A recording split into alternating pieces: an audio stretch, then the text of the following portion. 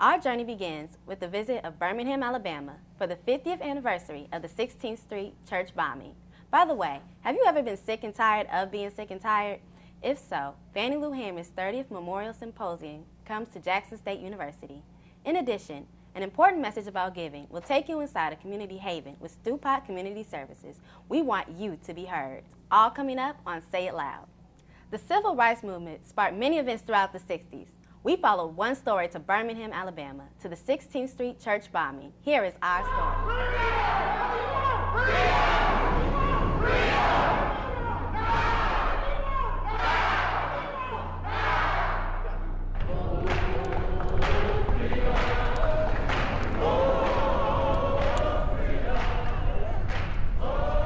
And so I think that we all owe a debt of gratitude to these 4 little girls, and for them to finally take their proper place as heroines, true heroines of the civil rights movement, is indeed a long time coming. New restrooms have been built here at 16th Street Baptist Church, but 50 years ago today, what is now kitchen was the original bathroom where the 4 young girls were when the bomb went off.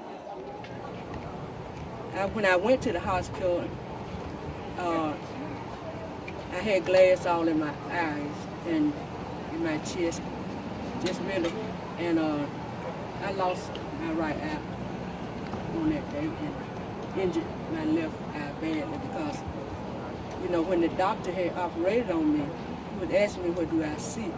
So I told him that I see a little light out of my left eye, but my right eye, I blinded instantly in my right.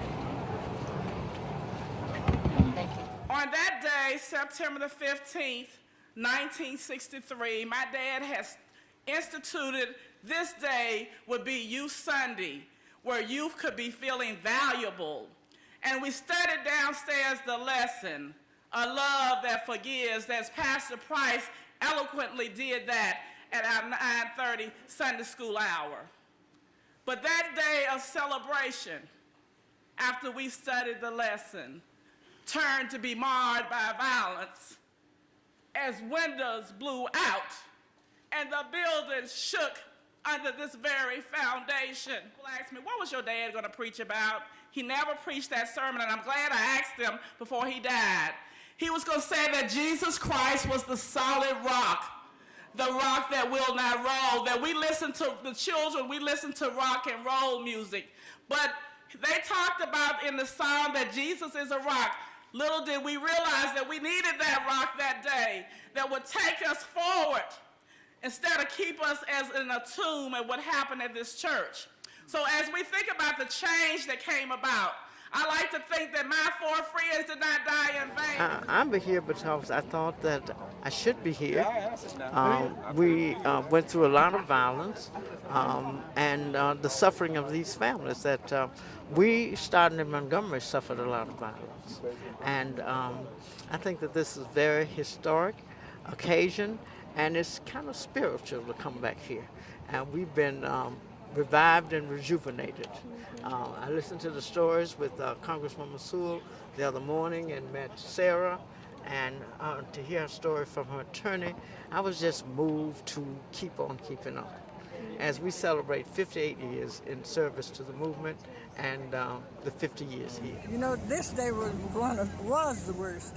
Yet we had a doctor that was shot down in Selma. They brought him here and died over at the university. That was during the ceremony.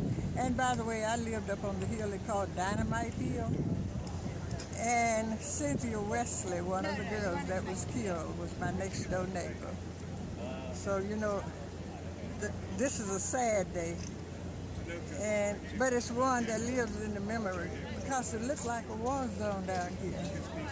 And that was kind of the height of it, but see, they had bombed the A.G. Gaster Motel where Dr. King stopped. Dr. King, in this journey from slavery to freedom, I found it was easier to say, Pharaoh, let my people go, than for my people to let Pharaoh go. Many benefited, but few marched. Many benefited, but few sacrificed. Pharaoh, let my people go is easy to preach. To get my people to let fear and trust God and God only is a difficult, more greater challenge. It was just 5 months ago that my other colleague Spencer Backus and I introduced a bill to give a congressional gold medal to these 4 little girls, and to see it come to the floor of the House of Representatives and pass unanimously, and then on to the Senate and pass unanimously, and to have just this week on Tuesday be able to present in the nation's capital a congressional gold medal posthumously to the 4 little girls and their families. You know, it's 50 years too long, but at least it's not justice denied.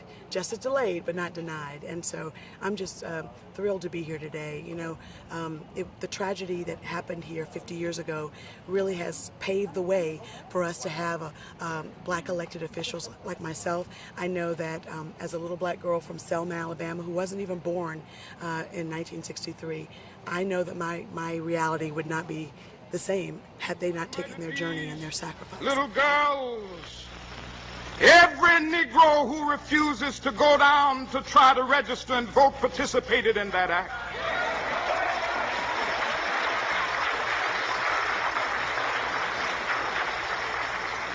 What murdered these 4 girls?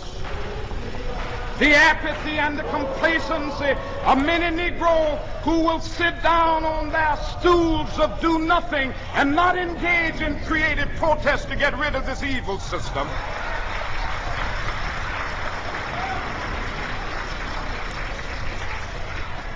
What murdered these 4 young girls was the Negro business and professional individual who's more concerned about his job than he's concerned about freedom and justice. JSU students went to Stupot, and this is what they found.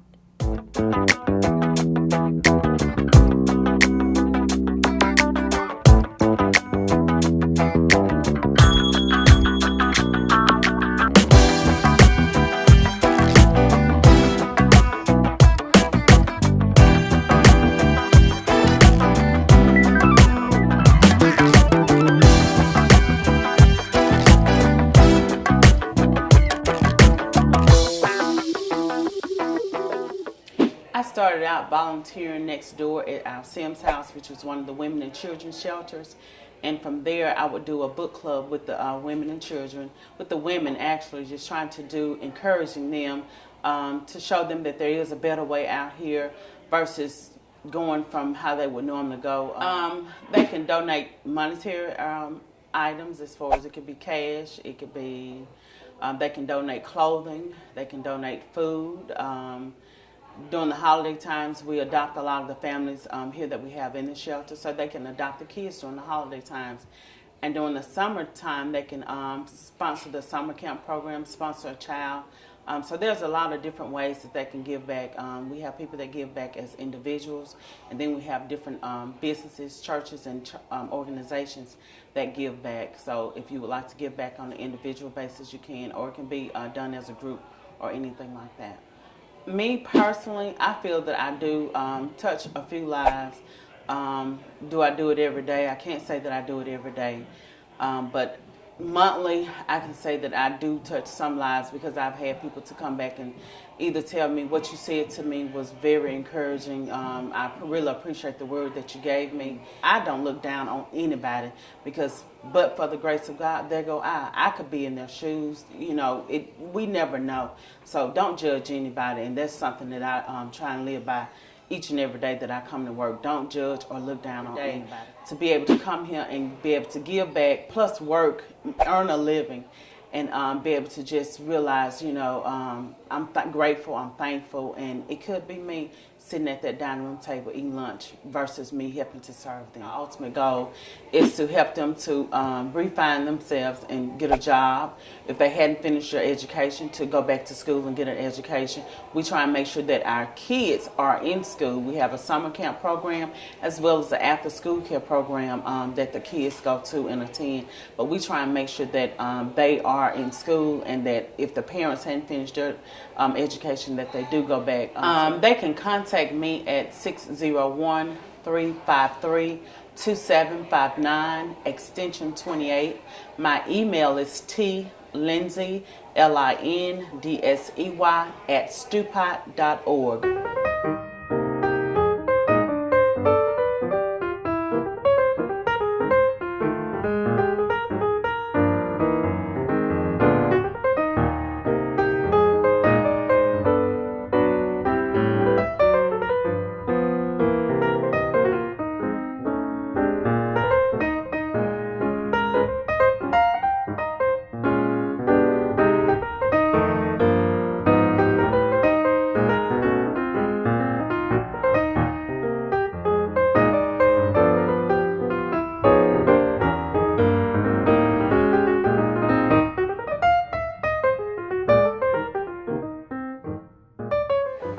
We were inspired by they get off the computer, and this is my interpretation of it. It's the best I can do. I'm not really an artist. I just started this year. Many women wanted the right to vote, but one strong Mississippi woman took a stand and fought for the right to vote. Fannie Lou Hamer was that woman, and this is her story. For the sake of this symposium, Miss Fannie Lou Hamer. And so that woman was somebody who represented Mississippi so well. She and her life story is the story of Mississippi. When you think about this state and its impact in changing the country, you can't talk about that without talking about the contributions of Fannie Lou Hamer. In 1964, a group of black people from Mississippi went to Atlantic City to challenge the seating of the Democratic delegation, which was all white and which believed in segregation. And Fannie Lou Hamer had a moment where she testified in front of the Credentials Committee, and she started telling the story of being a black woman in Mississippi and being a black woman in the struggle for freedom and the struggle for equality for black people. And her story was so powerful that the President of the United States interrupted her and took his time to talk about a bunch of nothing Fannie Lou to keep Hamer, the country from hearing and about I what was farmed really happening. on the Marlowe plantation for 18 years. I had charge of keeping up with the time and paying off, and I went down the 31st of August to try to register. And after I had gotten back home, Mr. Marlowe told me that I would have to go down and withdraw my registration or leave because they wasn't ready for that in Mississippi. And I said, Mr. Marlowe, I'm trying to register for myself. So I had to leave that same night after I had gone down in August. And then I spent one night with Mrs. Tucker, and after about 2 days in September, they shot in the house 15 times thinking that I was there. Welcome to the 30th Annual Fannie Lou Hamer Memorial Symposium Lecture Series. In this session, we will be joined by community advocates and activists who will be sharing their stories of 21st century activism and advocacy. I welcome Natalie Coyer, George Chuck Patterson, and Judd Oppenheim. April of 1999, my mother died of lung cancer. A few months before that, she said, I got some people I want you to meet. This is your cousin and this is her husband. I meet this lady who I probably have not seen since I was 5, 7, whatever. All right, so I'm a little dude, now I'm a bigger little dude. And when I got there, I was like, this is absolutely awesome. I'm Natalie.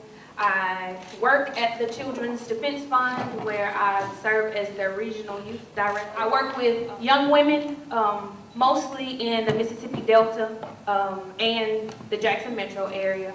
And I manage a program called the UNITA Blackwell Young Women's Leadership Institute. And then I also work directly with another CDF national program called the Young Advocates Leadership Training Program. This is a very contemporary poem by Langston Hughes, who's I think been passed for a number of decades now. It's called This is for the Kids Who Die. This is for the kids who die, black and white.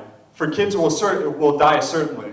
The old and rich will live on a while. As always, eating blood and gold, letting kids die. Kids will die in the swamps of Mississippi, organizing sharecroppers. Kids will die in the streets of Chicago, organizing workers. Kids will die in the orange groves of California, telling others to get together, whites and Filipinos, Negroes and Mexicans. All kinds of kids will die who don't believe in lies and bribes and contentment and a lousy peace. So share with us a little bit about what you do through either Mississippi Greek Weekend or other stuff that you do. Every week, organizations sponsor events for a number of different reasons. Activists, which is people that are supposed to do things. And if you're passionate about something, that's the thing that you're supposed to do. And you're not supposed to quit until you have accomplished it. So like in this nonprofit world and this, community organizer world, if we really worked our ass off to the point where we worked ourselves out of a job, then that's when we've actually completed a project. We still are facing a problem of overcoming fear.